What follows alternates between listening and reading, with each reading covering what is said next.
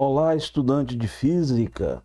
Sou o professor Vicente e estamos aqui para resolver um exercício da área de física moderna, mais especificamente em teoria da relatividade e, dentro da teoria da relatividade, a dilatação do tempo.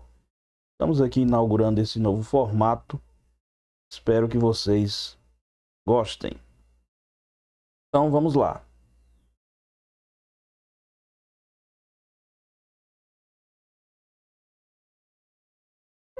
Vamos então ao exercício que diz o seguinte: suponha que uma nave saia daqui da Terra com velocidade constante de 0,80 c. O que quer dizer isso?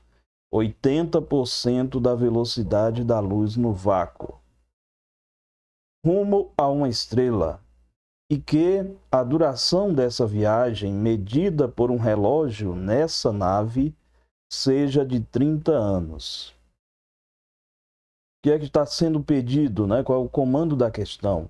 Calcule a duração da viagem, medida pelo controle da missão aqui na Terra. Então, aí a gente já vê que vão existir dois intervalos de tempo. Vamos ver os nomes que são dados a cada um deles.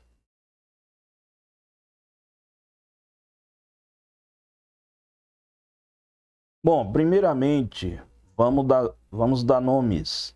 Seja ΔT0 o intervalo de tempo próprio, ou seja, aquele medido na nave, e ΔT o intervalo de tempo relativo, aquele medido na Terra. Vamos aqui então estabelecer dois referenciais. Um referencial na Terra de origem O, aí ele vai ter, é tridimensional, então ele vai ter X, Y e Z, três dimensões, e ele vai ser chamado de referencial R.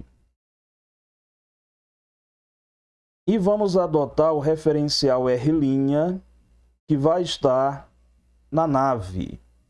Essa nave que se move com velocidade V. Você percebe aí que nós vamos adotar apenas uma direção, né? Um eixo, no caso, que é o X e o X'. O movimento vai ser considerado em uma única dimensão. Onde é que vai ser calculado o tempo próprio, o intervalo de tempo próprio?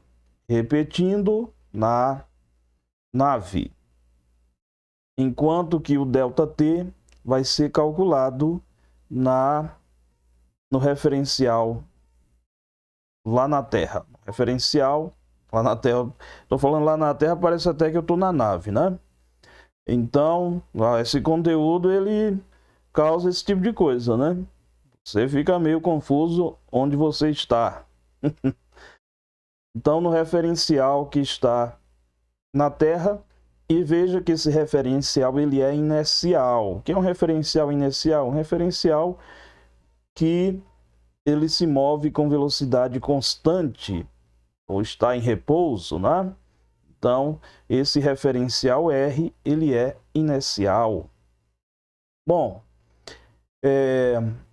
feito isso, nós vamos então agora relacionar os dois intervalos de tempo.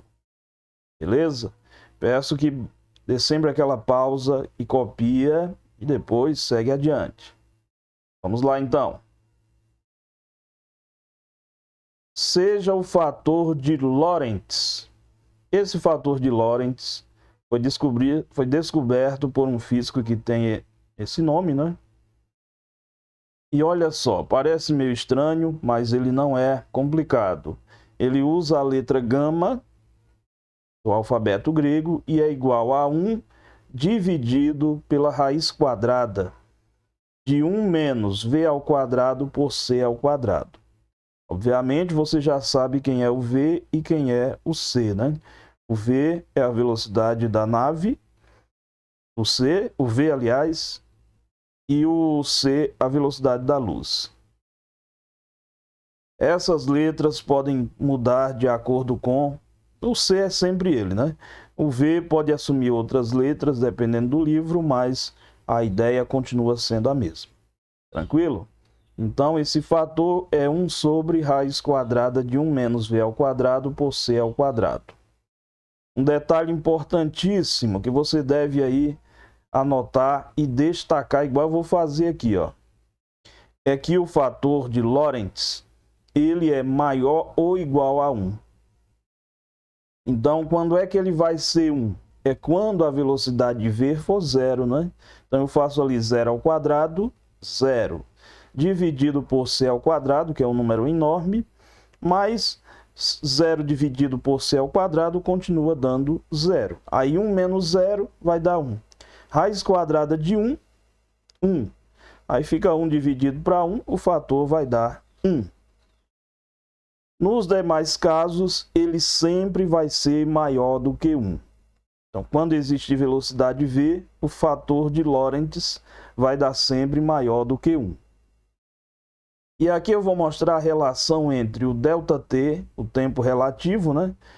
Intervalo de tempo relativo, e o intervalo de tempo próprio. Ele é igual, ΔT igual a gama vezes ΔT0. Isso quer dizer o quê? Que o ΔT, ele vai ser maior ou igual a ΔT0, né? E, sendo V diferente de 0, o ΔT vai dar sempre maior do que o ΔT0. Quer dizer que a medida do intervalo de tempo medido aqui na Terra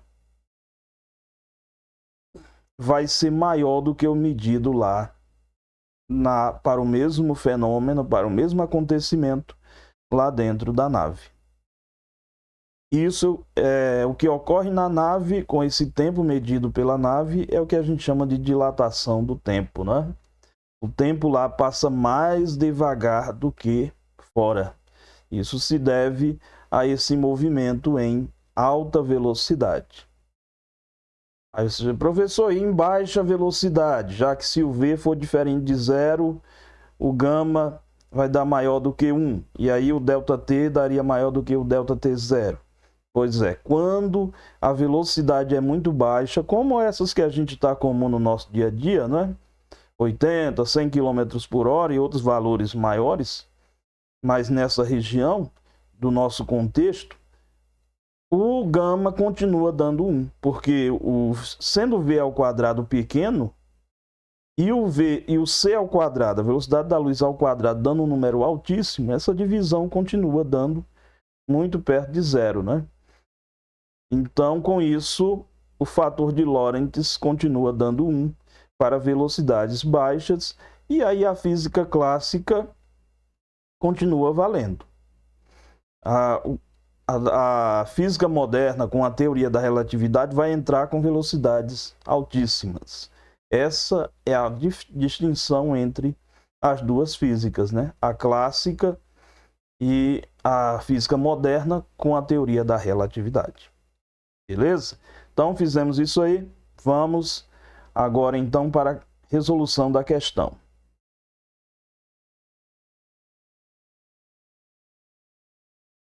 Os dados, o ΔT, T0, foi 30 anos de viagem medida no relógio da nave.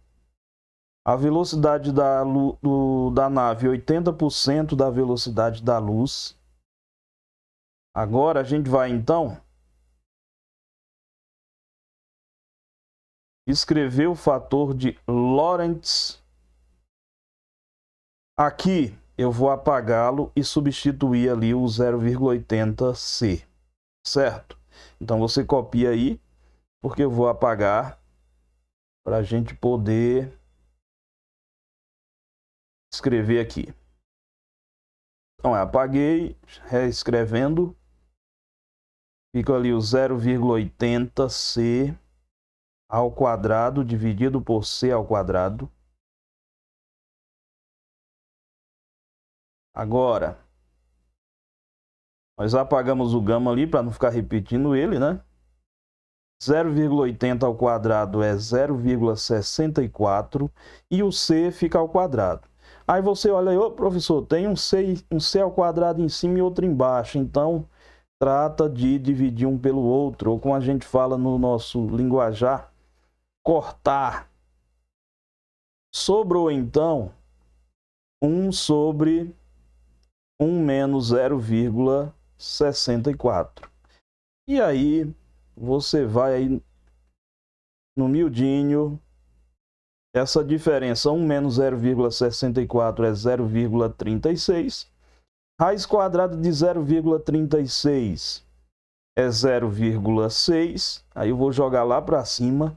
Então veja que eu vou apagar tudo aqui e vou colocar essa resposta lá em cima. Beleza? Vai querer dar uma pausa? Ótimo. Fez isso, vou continuar.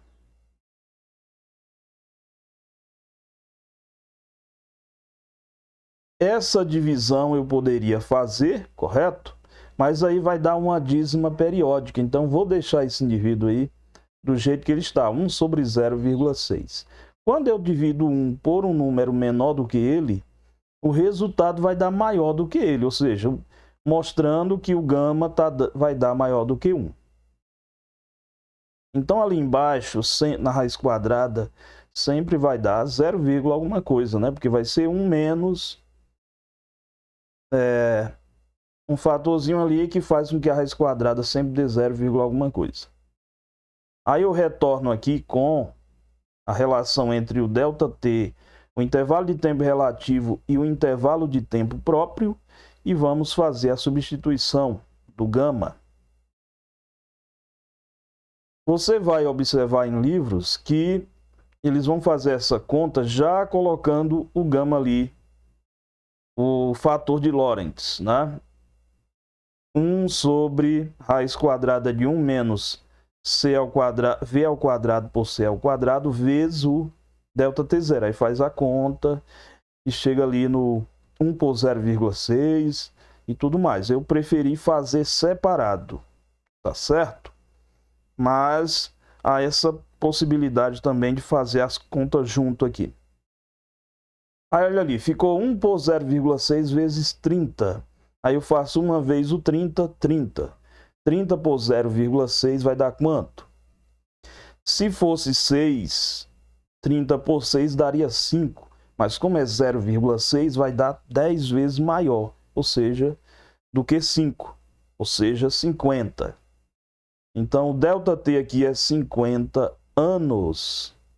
Veja que os tempos são diferentes. Isso é muito estranho, né? A física moderna causa isso, essa situação. Você, peraí, como é que isso é possível, né? Dois relógios estudando o mesmo, medindo o mesmo acontecimento, dá intervalos de tempos diferentes. Isso é possível sim, né? E há exemplos no cotidiano onde isso ocorre.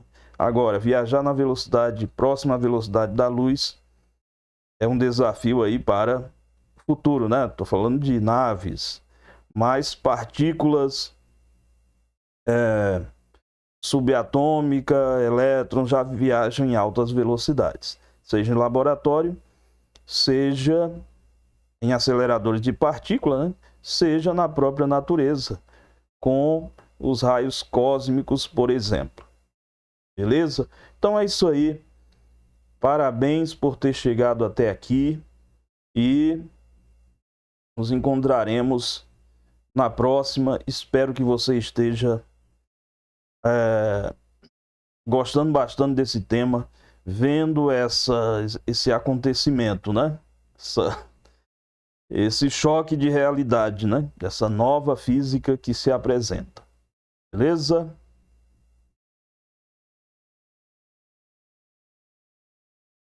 Então é isso. Bons estudos!